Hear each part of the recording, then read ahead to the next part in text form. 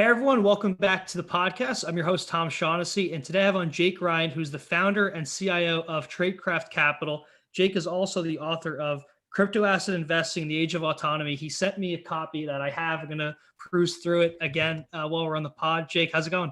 Doing well. How about yourself? It's good, man. I want to hear more about you, more about Jake. How'd you get started in crypto, and who are you? For those who don't know. Well, let's see. I got a degree in computer science, back in the late 90s. So I was really a part of that first internet boom. My first job out of college was being a Visual Basic programmer, having never seen Visual Basic. And I really did a lot of software development during that first internet boom. I started my own consulting firm in about 2001. And we had some big clients. I was out in Santa Monica and really was on the tech side for a long time. I think maybe 2014, I started angel investing and doing early stage investing of tech startups. Got together with some accelerators out there. And then I think it was like 2015 was the first time I had invested in a couple of blockchain startups.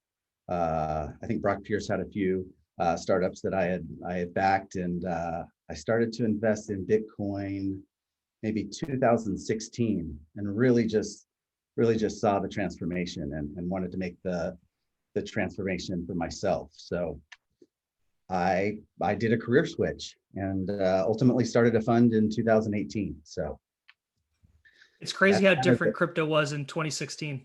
Yeah, unbelievable. So I think my first Bitcoin was bought, I think it was like $450 or something like that.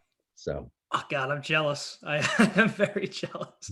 So Jake, you published a book. Well, it's coming out now. There's obviously a lot that goes into that, getting the book out there, deciding on the topic, a lot goes into that. I guess let's start at the very beginning. What gave you the idea to research and write a book on crypto? Yeah, so that was my third book proposal. So I probably started trying to get a book deal in maybe 2016. I had written a book proposal. I had gotten as far as getting the proposal well done, but I didn't land any literary agents. And so that just died. I think the work was probably a little derivative and it just didn't go anywhere.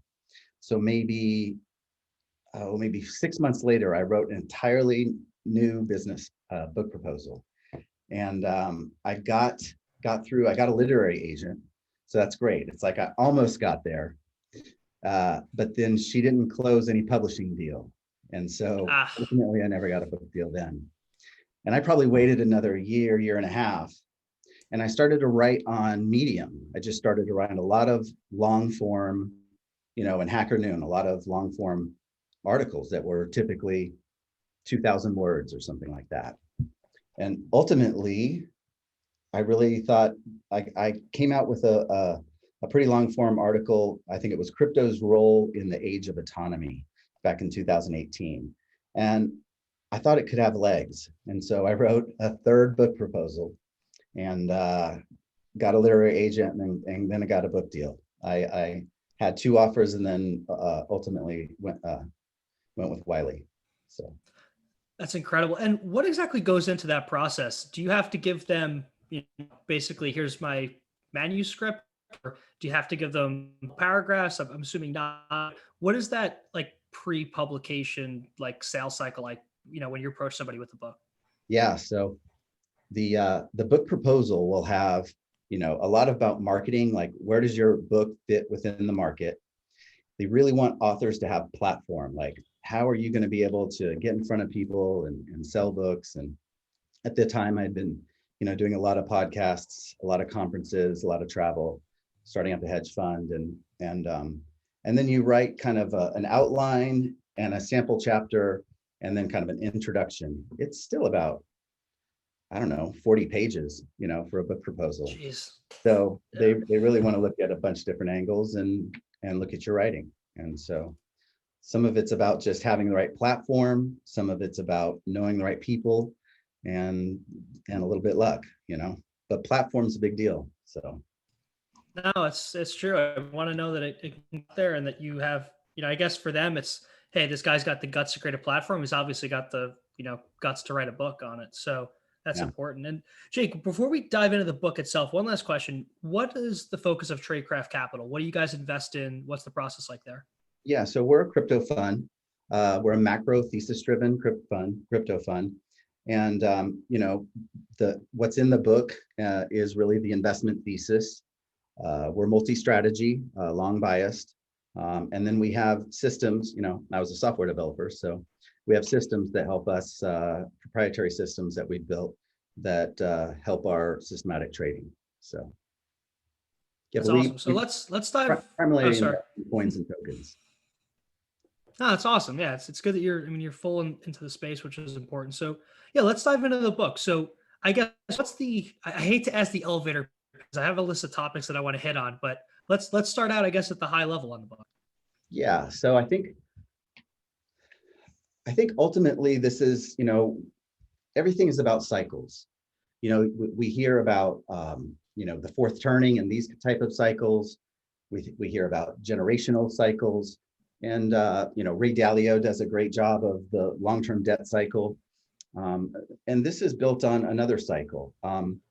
An economist back in the 20s and another one in the 30s, Kondratiev and Joseph Schumpeter. People might know him from the creative destruction. But they really came with a framework that innovation drives the long wave cycle, the long wave economic cycle. And then I think a lot of people might know this from Carlota Perez. She had a book out in, I think about 2000 called Technological Revolutions and Financial Capital. And she really goes into how technological revolutions drive, those 50 to 60 year cycles. Whereas the shorter term cycles are credit driven, like those 5 to 10 year cycles.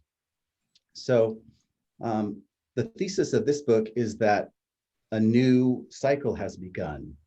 And we've seen evidence of it about a decade ago. We started to see IoT, robotics, AI starting to do more and more. A lot of companies really coming out with a lot of features and functionality around automation. And that was powerful. It just wasn't transformational. It did not ultimately change how businesses were going to conduct business.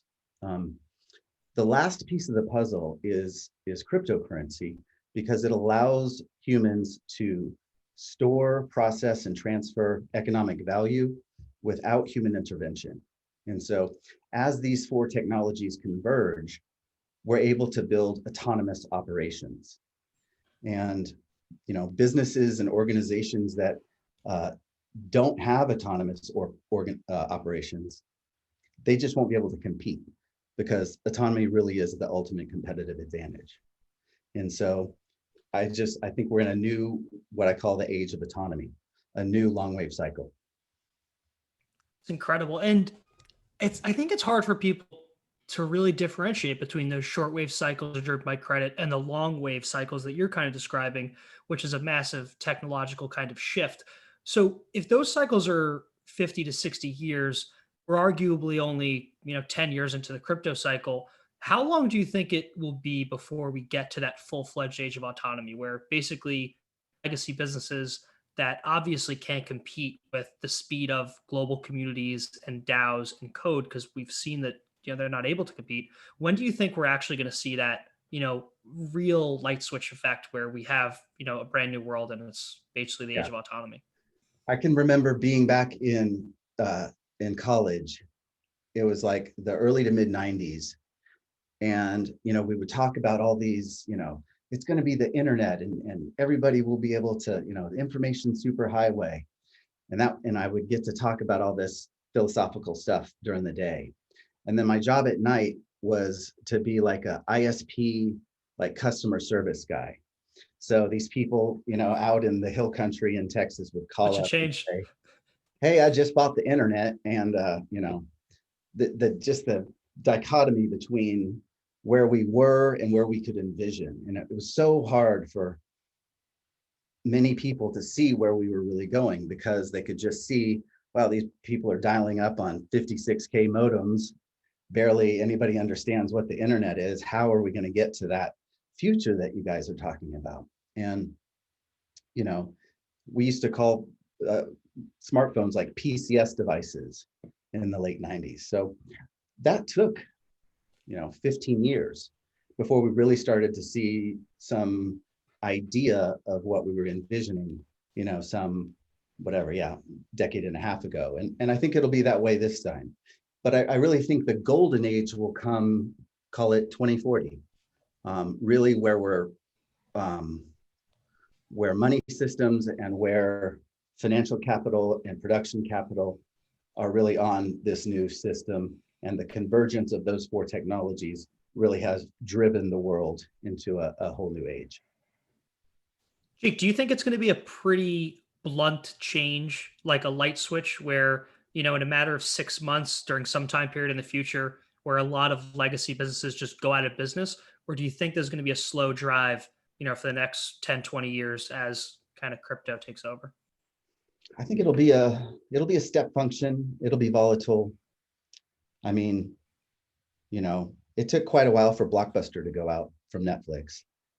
Netflix almost died a couple times. Yep. Amazon started out with just books.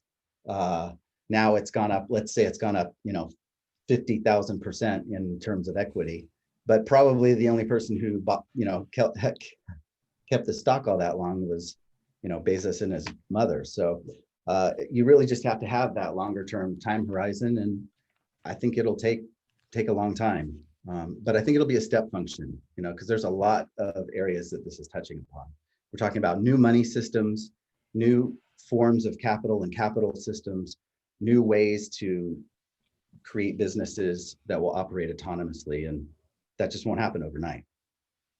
No, that's fair. And Jake, your book is meant for the world, not just, crypto degens and my friends, right? So what percent of the world do you think is aware of this change? Like, because I agree with you, it's going to happen.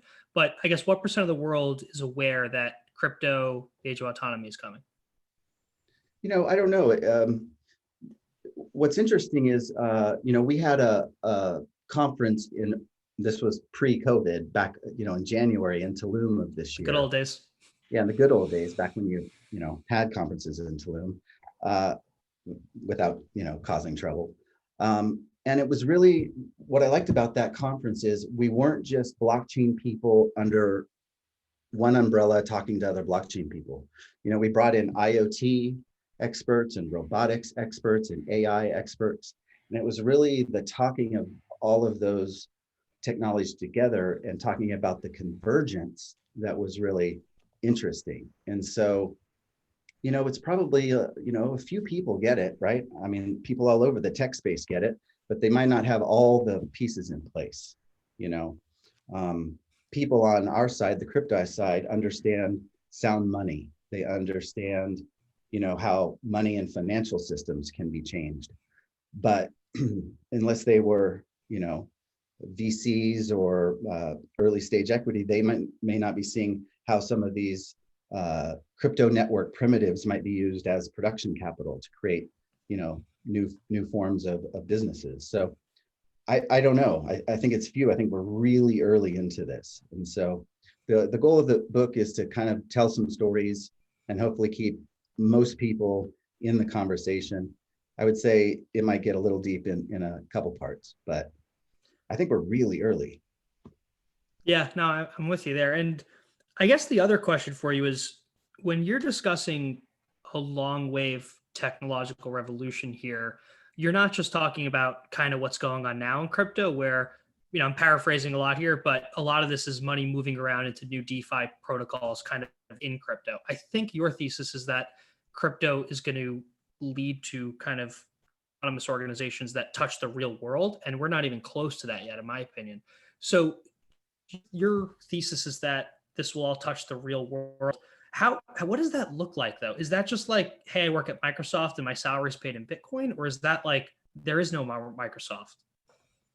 Yeah, well, I mean, so that's a big question, but let's start with what a long cycle might look like. So a long wave economic cycle or a technological revolution. I think Carlota Perez does an outstanding job going through the last 200 years and outlining 5 uh, cycles. I think it started with, I don't remember now, let's see, railroads, and then the electrification grid. And then I think before railroads were the industrial age. And then we came to oil and cars, and then finally the internet age. And so you can see how those, the entire world, when we started in industrialization, they were building factories and getting out raw materials and electrifying the world. And I mean, the whole world changed from that. You started to work inside companies instead of, on your own. Railroads and being able to connect. I mean, it really did change every aspect of life. We saw that in the last technological revolution, with just everybody being able to communicate with everybody, and having the democratization of the voice, and people to be able to connect. So, it'll be like that with money and with work. But these systems are nascent, right? We're very early just into DeFi, right? So it will take some time for sure. That's a good point. It's definitely going to take a while. And I guess my other question for you, just about the book, and this is obviously a huge question. You could take a zillion different ways, but it is how you open up the book is on kind of the history of economic cycles, the Fed.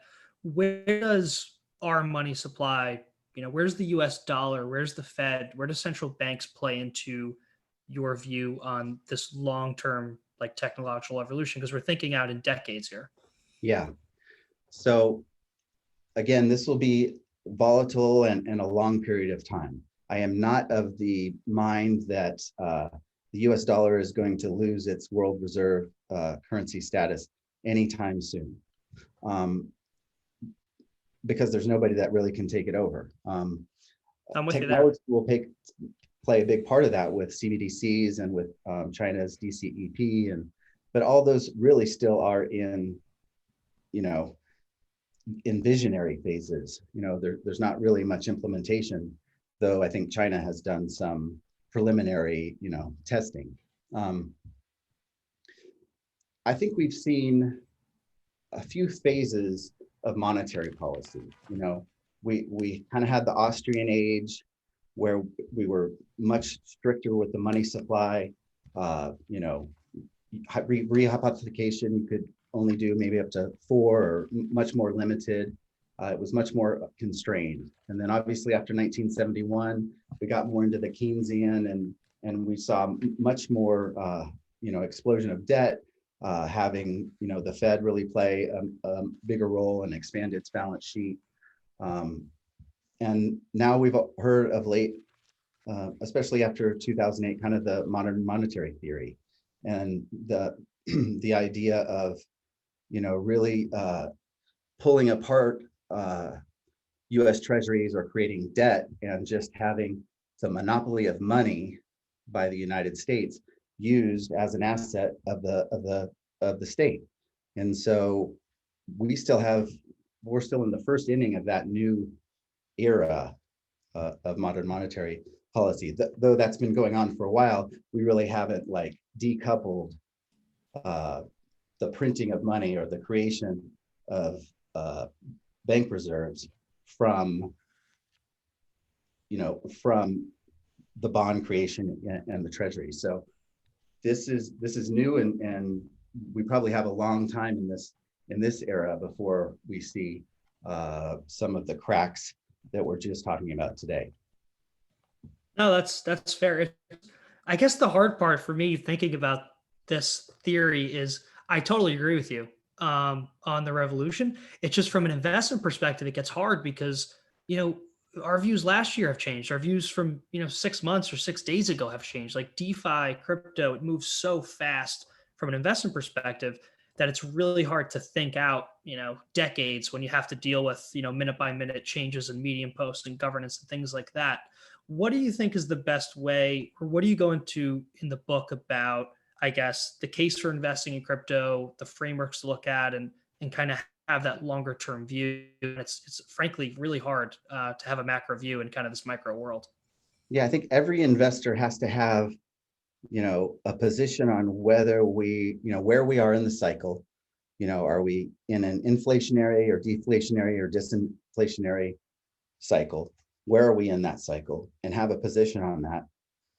And that has to drive kind of the initial investment thesis. And when things change, uh, to be able to work, to be able to know what happens when those changes happen. I think a lot of the financial services industry right now is feeling like in the not too distant future, we're going to see more inflation. Um, I'm not necessarily sure we may be in the end of that deflationary cycle still for a bit longer, we'll see. But I think first you have to have kind of a position on that. I think as a crypto community, we've done a good job explaining why Bitcoin as sound money would be advantageous as a hedge against, it could be digital gold or as a hedge of, monetary manipulation, or just adding diversification to a total portfolio. So I think we've done a good job there. I think some of the work we have yet to do is what is beyond Bitcoin in the world of crypto that has value. And that's a hard case because 5,000 or 10,000 crypto assets have been, built over the last, decade, and less than, I don't know, 1% or something really have any value. So it's important to create some frameworks of thinking about how a crypto asset would create value and how a crypto asset would accrue value, and then have a thesis of how these could be used in the future. And really having those frameworks are going to help drive good decision making about what you invest in and what you don't. It's a really good point. I'm glad you brought up value creation versus value capture, because a lot of the token models we design and look through for our fund, I mean, it's a similar thing. You could create a lot of value, but if you can't capture it, it's not investable. Jake, what are you thinking on the long-term investment horizon in the crypto space? Do you think that, and again, it's so hard in the space to forecast, but are you thinking that a lot of the mining will be spent still at the base layer, Bitcoin, Ethereum, up the stack in DeFi, or I don't know what would come after that, but I guess where do you think most of the time will be spent? For investors or developers? Investors. Yeah, so I mean, I think VC, more venture style investment versus institutional investment will be spent probably in more of the platforms and governance tokens, because I guess you can think about over really long periods of time, a store of wealth is going to be logarithmic, right? It's going to make more of an R. And so as Bitcoin and other crypto assets gain more market share of the store value, it's going to start getting limited. Whereas production is more of an exponential curve, it's a J going up.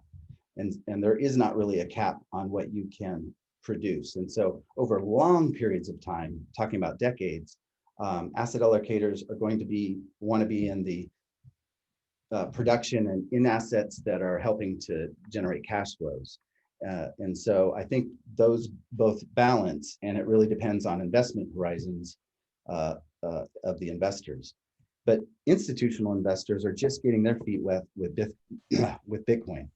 And so, Bitcoin and Ethereum will probably be, on the financial services industry radar, or specifically Bitcoin, for probably, the next coming quarters or so. Yeah, I'm it's an interesting answer. And I guess just zooming back out again, just to the process, what was the hardest thing about writing this book? Like, is it a personal thing? Like, it's just a lot of work, a lot of research, or is it, deciding what topics to not include? And it would be really awesome to hear from you, what you think will be most shocking to people when they open the book. I mean, when I read it, and checked it out, I mean, I just love that you have such a good focus on, not only the history, but also all the different aspects of crypto, from value accrual to creation, like we talked about, to DAOs and governance, all the way up to how to invest in the space. But sorry for the long-winded question Yeah. there, but yeah. Well, let's see, this started in 2018. So imagine in crypto time, trying to distill concepts over 2 years and still have it be relevant. I mean, things, can be irrelevant in a week, right? So, that was one layer. Another layer is running a crypto fund and writing a book. I think I gave myself only 8 months to write the book. So, I think I had to deliver 830 words a day or something to stay on target. That with COVID and a 3-year-old, it was just a lot of juggling. But probably the hardest part is it is the organization. How are these concepts going to be organized in what order? And then thinking about how you're going to tell this in a story. Like, nobody wants to read a reference book, you got to write this in a relatable storytelling fashion for it to be at all interesting. So that just takes time to think about. And so that was probably the hardest thing. I don't know, writing, I don't know if I ever want to write under a deadline again. I think if I ever wrote a book again, I would just write the book and then see if they want to publish it. Writing under deadlines hard. Well, no, it's funny because everybody asks me all the time, like I'll talk to legacy finance friends or just normal friends, and they'll be like, look, is there just one thing I can go to and just to understand crypto and the cycles? And it's kind of funny. There really aren't that many easy go-tos that cover everything. Yeah. Well, I like, if it's like somebody who's really new to Bitcoin, Jimmy Song et al., his little Bitcoin book's really good. If somebody's really wanting to know Bitcoin, obviously Safe's book's, awesome. So yeah, well, we'll see what people think about this book. That's awesome. And I guess, when does the book actually launch? I know I have my early copy, but I think I got my copy before you said, right? You got your copy before me. So it comes out December 22nd. So you can pre-order on independent book sites or on Amazon. Awesome. Yeah. So just go on Amazon, search up the title. So people just search crypto asset. Could they just search Age of Autonomy just for memory's sake? Yeah, or crypto asset investing would probably get it. Yeah. Awesome. That's cool, Jake. No, I'm excited, man. I want to see people's reaction. I can't wait for people to get it and read it. I'm definitely going to give it another read over Christmas break if my partners give me some time. We'll see what's going on then. But Jake, thanks so much for coming on, man. I appreciate you diving into this with us. Absolutely. Good to see you again. Talk soon.